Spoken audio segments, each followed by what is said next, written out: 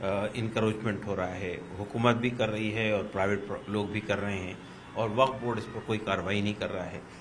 اور خاص طور سے دلی کے 123 پراپرٹی کا مسئلہ بھی زیر بحث آیا، تو ان پر ہم نے فیصلہ کیا کہ خود مسلمانوں کے اندر وقف سے متعلق معلومات نہیں ہے، وقف کا قانون کیا ہے، وقف کی شرعی حیثیت کیا ہے، وقف کے معاملات کو کیسے مینیج کرنا چاہیے، وقف کی پراپرٹی پرسنل پراپرٹی نہیں ہوتی ہے، تو ہم نے طے کیا کہ ہم 5 بڑے شہروں کے اندر ایک دن کے سیمینار اور سمپوزیم کریں گے، جس میں وقف کی حیثیت کو متعین کیا جائے گا اور وقف کی پراپرٹی کو سیف کرنے کے لیے کیا کیا طریقے تدارک کیا جا سکتا ہے کہ ہم وقف کی پراپرٹی کو مس مینیج ہونے سے یا انکریجمنٹ ہونے سے روک سکیں۔ اور اسی طرح سے ہمیں یہ اطلاع ملی ہے کہ ملک کے مختلف عدالتوں میں 120 مقدمات دائر کیے گئے ہیں، جس میں چیلنج کیا گیا ہے وقف کے قانون کو، 2013 کا جو قانون ہے، تو اس میں بھی یہ اس کی انفارمیشن حاصل کر کے پھر ان کے خلاف لڑائی لڑنے کا فیصلہ کیا گیا۔ تیسرا اہم فیصلہ یہ کیا گیا کہ یہ جو ابھی میڈیشن سے متعلق سرکار نے قانون منظور کیا ہے، اس میں ایک کمیٹی بنائی گئی ہم نے ہمارے لیگل ایکسپرٹس کی کہ وہ یہ دیکھیں کہ اس کے ذریعے سے جو میٹریمونیل ڈسپیوٹس ہیں اور جو سوشل ڈسپیوٹس ہیں اس کو کیسے ریزالو کیا جا سکتا ہے، تو اس کا بھی فیصلہ ہم نے کیا ہے۔ اور خاص طور پر یہ بات بھی سامنے آئی کہ جو یونیفارم سول کوڈ پہ جو کمپین چلائی گئی تھی، یعنی ہم نے جو اس کو لا کمیشن کو جو خطوط دیے ہیں پورے ملک سے، ان کے درخواست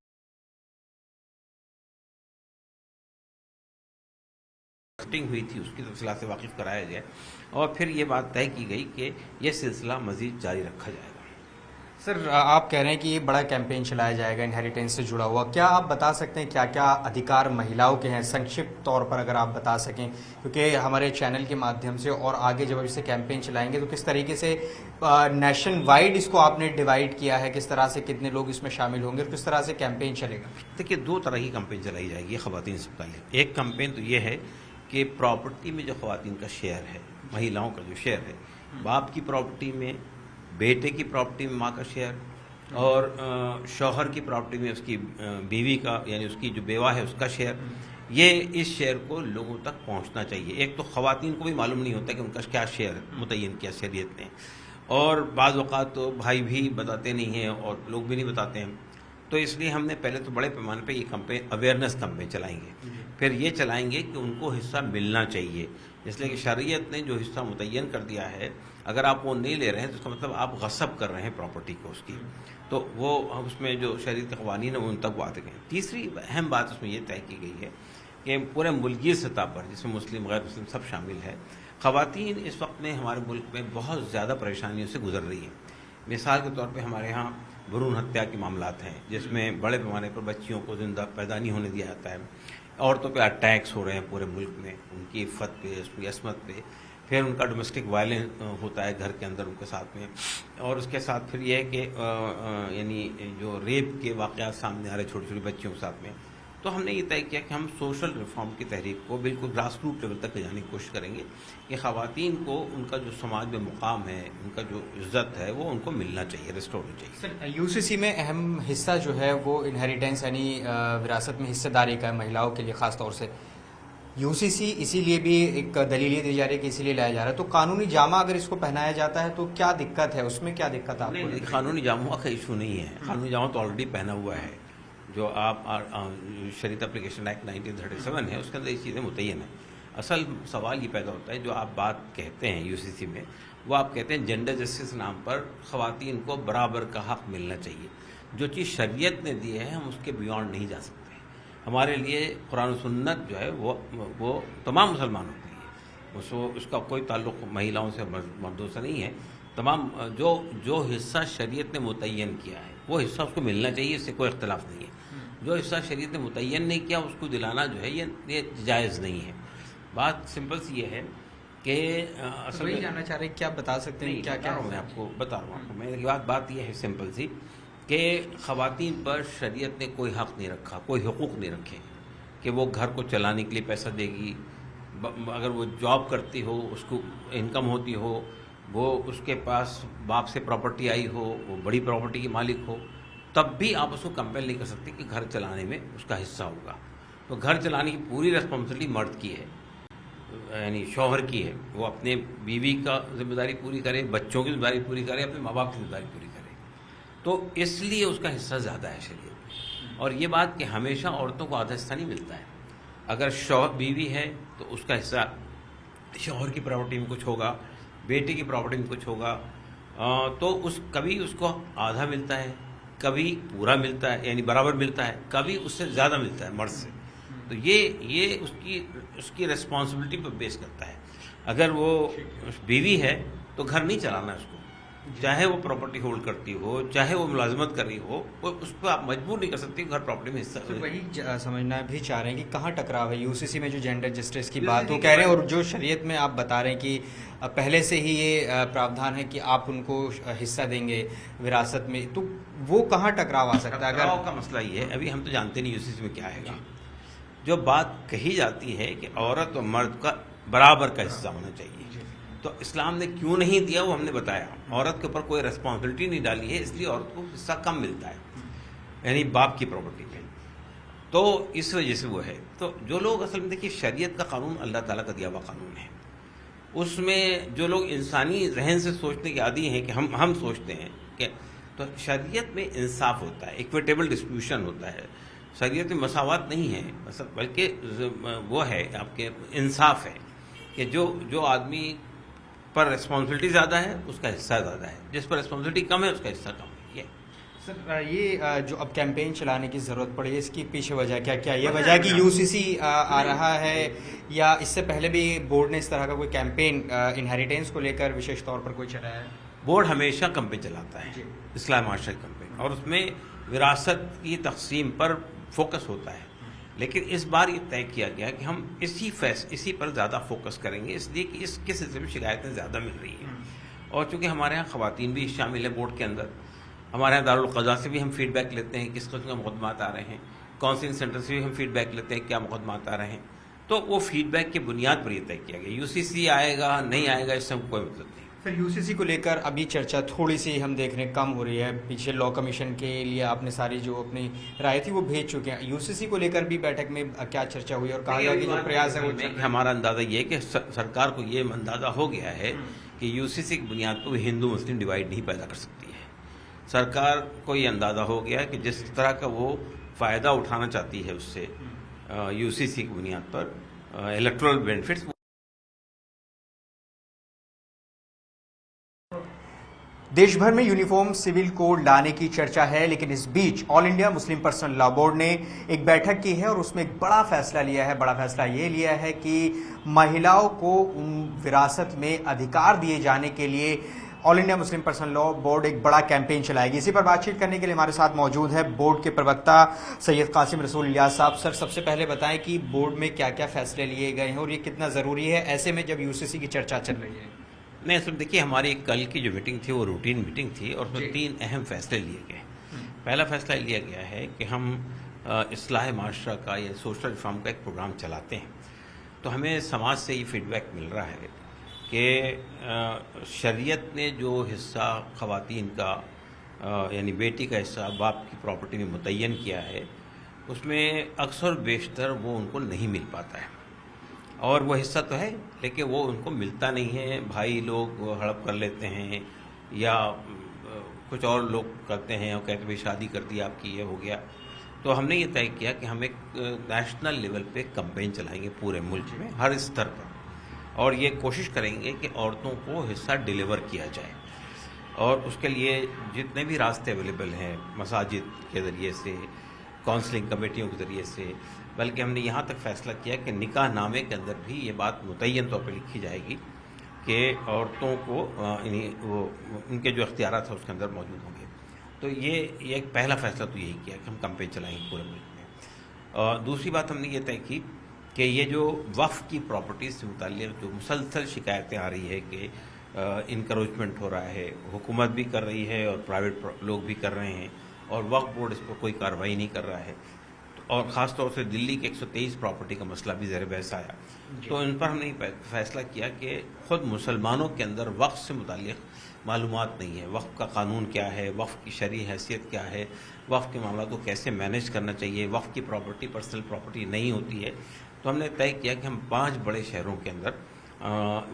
ایک دن کے سیمینار اور سمپوزیم کریں گے،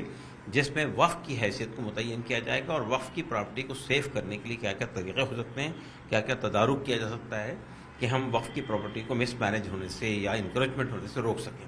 اور اسی طرح سے ہمیں یہ اطلاع ملی ہے کہ ملک کے مختلف عدالتوں میں 120 مقدمات دائر کیے گئے ہیں، جس میں چیلنج کیا گیا ہے وقف کے قانون کو، 2013 کا جو قانون ہے، تو اس میں بھی یہ اس کی انفارمیشن حاصل کر کے پھر ان کے خلاف لڑائی لڑنے کا فیصلہ کیا گیا۔ تیسرا اہم فیصلہ یہ کیا گیا کہ یہ جو ابھی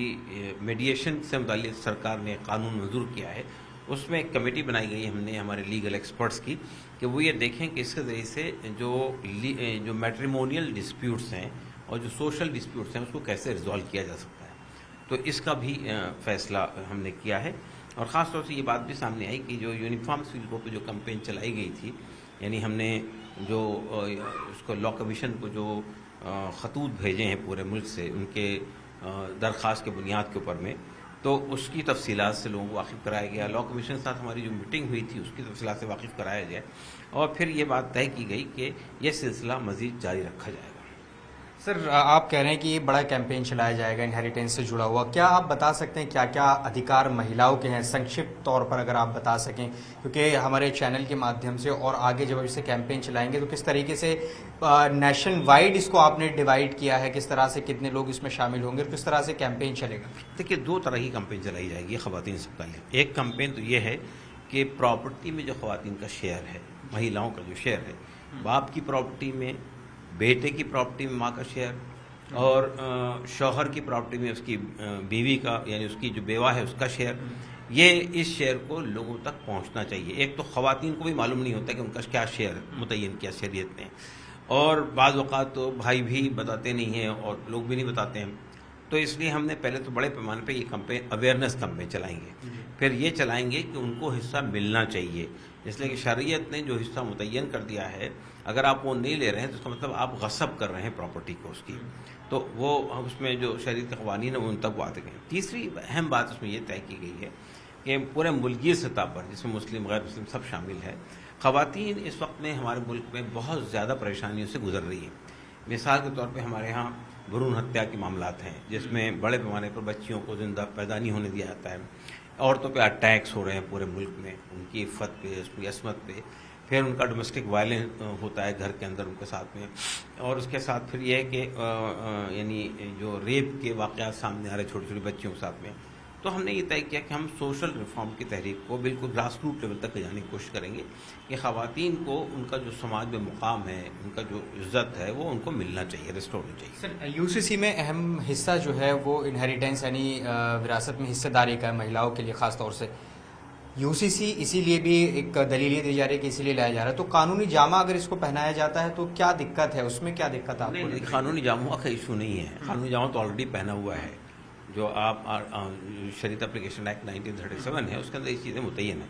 اصل سوال یہ پیدا ہوتا ہے جو آپ بات کہتے ہیں یو سی سی میں، وہ آپ کہتے ہیں جینڈر جسٹس نام پر خواتین کو برابر کا حق ملنا چاہیے۔ جو چیز شریعت نے دی ہے ہم اس کے بیونڈ نہیں جا سکتے۔ ہمارے لیے قرآن و سنت جو ہے وہ تمام مسلمانوں کے لیے، اس کا کوئی تعلق مہیلاؤں سے مردوں سے نہیں ہے، تمام جو حصہ شریعت نے متعین کیا ہے وہ حصہ اس کو ملنا چاہیے، اس سے کوئی اختلاف نہیں ہے۔ جو حصہ شریعت نے متعین نہیں کیا اس کو دلانا جو ہے یہ جائز نہیں ہے۔ بات سمپل سی یہ ہے کہ اصل میں جاننا چاہ رہے ہیں کیا بتا سکتے ہیں کیا کیا میں آپ کو بتا رہا ہوں، میری بات یہ ہے سمپل سی کہ خواتین پر شریعت نے کوئی حق نہیں رکھا، کوئی حقوق نہیں رکھے کہ وہ گھر کو چلانے کے لیے پیسہ دے گی، اگر وہ جاب کرتی ہو، اس کو انکم ہوتی ہو، وہ اس کے پاس باپ سے پراپرٹی آئی ہو، وہ بڑی پراپرٹی کی مالک ہو، تب بھی آپ اس کو کمپیل نہیں کر سکتے کہ گھر چلانے میں اس کا حصہ ہوگا۔ تو گھر چلانے کی پوری ریسپانسبلٹی مرد کی ہے، یعنی شوہر کی ہے، وہ اپنے بیوی کا ذمہ داری پوری کرے، بچوں کی ذمہ داری پوری کرے، اپنے ماں باپ کی ذمہ داری پوری کرے، تو اس لیے اس کا حصہ زیادہ ہے شریعت میں۔ اور یہ بات کہ ہمیشہ عورتوں کو آدھا حصہ نہیں ملتا ہے، اگر شوہر بیوی ہے تو اس کا حصہ شوہر کی پراپرٹی میں کچھ ہوگا، بیٹے کی پراپرٹی میں کچھ ہوگا، تو کبھی اس کو آدھا ملتا ہے، کبھی پورا ملتا ہے یعنی برابر ملتا ہے، کبھی اس سے زیادہ ملتا ہے مرد سے۔ تو یہ اس کی ریسپانسبلٹی پر بیس کرتا ہے. اگر وہ بیوی ہے تو گھر نہیں چلانا اس کو, چاہے وہ پراپرٹی ہولڈ کرتی ہو, چاہے وہ ملازمت کر رہی ہو, اس کو آپ مجبور نہیں کر سکتے گھر پراپرٹی میں حصہ. وہی سمجھنا بھی چاہ رہے ہیں کہ کہاں ٹکراؤ ہے یو سی سی میں جو جینڈر جسٹس کی بات وہ کہہ رہے ہیں, اور جو شریعت میں آپ بتا رہے ہیں کہ پہلے سے ہی یہ پراودھان ہے کہ آپ ان کو حصہ دیں گے وراثت میں, تو وہ کہاں ٹکراؤ آ سکتا ہے؟ ٹکراؤ کا مسئلہ یہ ہے, ابھی ہم تو جانتے نہیں یو سی سی میں کیا آئے گا. جو بات کہی جاتی ہے کہ عورت اور مرد کا برابر کا حصہ ہونا چاہیے, تو اسلام نے کیوں نہیں دیا وہ ہم نے بتایا. عورت کے اوپر کوئی ریسپانسبلٹی نہیں ڈالی ہے, اس لیے عورت کو حصہ کم ملتا ہے, یعنی باپ کی پراپرٹی میں. تو اس وجہ سے وہ ہے. تو جو لوگ اصل میں دیکھیے شریعت کا قانون اللہ تعالیٰ کا دیا ہوا قانون ہے, اس میں جو لوگ انسانی ذہن سے سوچنے کے عادی ہیں کہ ہم سوچتے ہیں کہ تو شریعت میں انصاف ہوتا ہے, ایکویٹیبل ڈسٹریبیوشن ہوتا ہے. شریعت میں مساوات نہیں ہے, بلکہ وہ ہے آپ کے انصاف ہے کہ جو آدمی پر ریسپانسبلٹی زیادہ ہے اس کا حصہ زیادہ ہے, جس پر ریسپانسبلٹی کم ہے اس کا حصہ کم ہے. یہ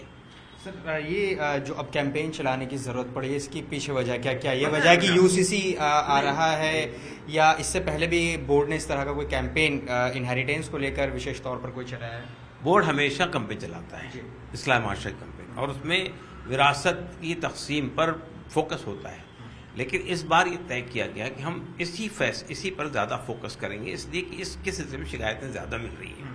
اور چونکہ ہمارے ہاں خواتین بھی شامل ہیں بورڈ کے اندر, ہمارے ہاں دارالقضاء سے بھی ہم فیڈ بیک لیتے ہیں کس قسم کے مقدمات آ رہے ہیں, کاؤنسلنگ سینٹر سے بھی ہم فیڈ بیک لیتے ہیں کیا مقدمات آ رہے ہیں. تو وہ فیڈ بیک کی بنیاد پر یہ طے کیا گیا. یو سی سی آئے گا نہیں آئے گا اس سے ہم کوئی مطلب نہیں. سر یو سی سی کو لے کر ابھی چرچا تھوڑی سی ہم دیکھ رہے ہیں کم ہو رہی ہے. پیچھے لاء کمیشن کے لیے آپ نے ساری جو اپنی رائے تھی وہ بھیج چکے ہیں. یو سی سی کو لے کر بھی بیٹھک میں کیا چرچا ہوئی, اور کہا گیا کہ جو پریاس ہے وہ ہمارا اندازہ یہ ہے کہ سرکار کو یہ اندازہ ہو گیا ہے کہ یو سی سی کی بنیاد پر ہندو مسلم ڈیوائڈ نہیں پیدا کر سکتی ہے. سرکار کو یہ اندازہ ہو گیا کہ جس طرح کا وہ فائدہ اٹھانا چاہتی ہے اس سے یو سی سی کی بنیاد پر الیکٹورل بینیفٹس وہ ان کو نہیں ملنے والے ہیں, اس لیے وہ بیک فٹ پہ گئی ہے. لیکن یہ کہنا کہ وہ یو سی سی کا ایشو ختم ہو گیا, میں یہ نہیں مانتا ہوں. بورڈ کو کیا لگتا ہے کہ اب کب تک یہ مدعا پھر سے اس کو لاگو کر دے گا؟ لوگ آرٹیکل 44 ہے اس کا سہارا لے, یہ باتیں آتے رہیں گی. پہلے بھی آتا تھا, یہ حکومت نہیں تھی, کانگریس کی حکومت تھی, اس وقت بھی آتا تھا یہ مدعا. تو یہ اس کو پولیٹیکل میدان کا فٹ بال نہیں بننا چاہیے یو سی سی کو. یو سی سی کے مسئلے پر آپ کو اکیڈمک گفتگو کرنی چاہیے, سنجیدہ گفتگو کرنی چاہیے, اسٹریٹجی جمع کرنی چاہیے سماج سے, اس کی بنیاد پہ کوئی بات کرنی چاہیے. سر آخری سوال, کب سے یہ شروع کر رہے ہیں, کوئی کہ کہاں پہ پہلا بڑا ڈیٹیلس ورک آؤٹ کر رہے ہیں, اس کے بعد شروع کریں گے. بہت شکریہ سید قاسم رسول اللہ صاحب, جو کہ بتا رہے ہیں کہ جو مہیلاؤں کے ادھیکار ہیں وراثت میں, اس کے لیے ایک بڑا ابھیان بورڈ چلانے جا رہا ہے. دراصل یہ فیصلہ اس لیے لینا پڑا کیونکہ لگاتار فیڈ بیک بورڈ کو مل رہے تھے کہ اس مدعے پر بڑا کیمپین چلانے کی ضرورت ہے, لہٰذا یہ فیصلہ لیا گیا.